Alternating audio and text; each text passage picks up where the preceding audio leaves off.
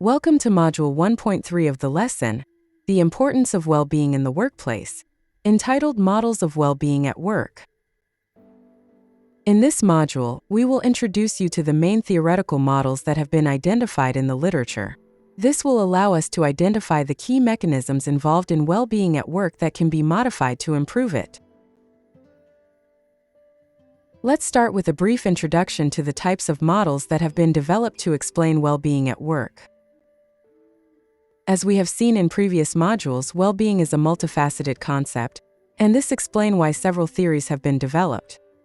In the last 25 years, several theories have been developed to improve the knowledge of well-being, emphasizing different aspects such as different types of job stressors, the importance of job resources, and the fluctuation and dynamic processes of well-being, depending on the events experienced at work. Furthermore, the importance of analyzing individual and organizational processes has been highlighted. In the next subsection, we will quickly explain the representative models of all the aspects that have been highlighted for understanding well-being at work. Let's see them. On this slide, you can see the names of the most representative models that have been highlighted for understanding well-being at work. One of the most influential models in the literature is the job demand control support. This model has been used to explain how working conditions can influence employee well-being and the prevalence of work-related health problems, such as burnout and cardiovascular disease. Specifically, this model focuses on the relationship between job demands and the degree of control individuals have over their work environment, and how this relationship affects stress and well-being. Then, the combination of the intensity of these two dimensions results in 4 types of jobs with different effects on psychological well-being. Later, the model also added social support, which takes into account the level of emotional and instrumental support employees receive from coworkers, supervisors, and the organization as a whole. According to this model, high levels of social support can act as a buffer against the negative effects of high job demands and low job control, promoting employee resilience and overall well-being. Another relevant model is the job demand resources model. This provides a comprehensive model that can be applied to different work environments and categorizes different risk factors for burnout into 2 general categories. On the one hand, the job demand dimension, which represents all the organizational and psychological demands that an individual faces in the workplace.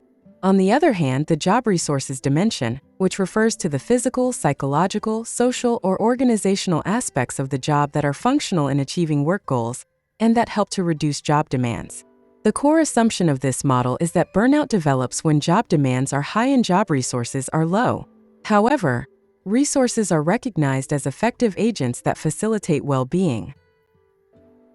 The social embedded model of thriving shows how individuals thrive at work when they are embedded in environments that support individual agentic work behaviors. Hence, it emphasizes, on the one hand, the role of social relationships in the workplace environment, such as the fact of perceiving trust, respect, extensive information sharing, and discretionary decision-making in the workplace. And on the other hand, it emphasizes active behaviors of individuals, such as task focus, which is referred to the degree to which individuals focus their behavior on fulfilling their assigned responsibilities. Another important individual behavior is exploration, which is referred to the willingness to seek out new opportunities, ideas, and experiences at work. And finally, other important behavior that can be done is attentive relating, which is related to the fact of being attentive, empathetic, and considerate when dealing with colleagues, supervisors, and subordinates.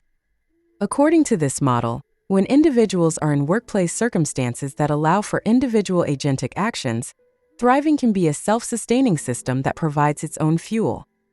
Thriving is defined as a type of eudaimonic well-being, based on self-determination in which individuals experience both a sense of vitality and a sense of learning at work. The benefits of thriving include not only improvements in well-being, emotional exhaustion, and work-life balance. It is also positively associated with work engagement, effective organizational commitment, and job satisfaction, with positive effects on performance. The Healthy and Resilient Organization Model, also known as HERO, is another framework we wanted to highlight in this course. It focuses on creating a work environment that supports the physical and mental health and adaptability of employees. Hero resilient organizations cultivate well-being in the workplace by promoting three distinct aspects. First, healthy organizational resources and practices that address three interrelated components or levels. First, the job or task, pointing to the need to restructure tasks to increase autonomy or provide feedback. Second, the model highlights the need to pay attention to interpersonal aspects, such as having appropriate leadership and being in a supportive climate. And third, the model emphasizes the need to have healthy organizational practices, such as having appropriate work-family policies. The second dimension of hero-resilient organizations is healthy employees and teams. By fostering positive psychological resources such as self-efficacy, organizational self-esteem, positive emotions, trust, resilience, and work engagement at the individual level, well-being at work is more likely. The third dimension is about organizational health outcomes, which means that organizations should be committed to promoting more than just productivity. Thus, this model emphasizes the importance of analyzing individual and organizational processes. This is just a sample of all the models that exist in the literature. A mess, isn't it? Don't worry, in Lesson 2 we'll introduce you to the predictors that a recent systematic review summarized, taking into account these theories. And you may be wondering why these models are useful for changing well-being. The answer is that because these models identify the processes that underlie well-being. So, if we know which processes influence well-being, we can change those processes. That's interesting, isn't it? We hope that you have learned about the different processes underlying well-being at work according to the main theoretical models. In the next module, we will explain the model described by Fisher, which will allow us to identify the main indicators of well-being. You will then have a very clear idea of what you can achieve and what the goal of GEMMA is. See you in the next module.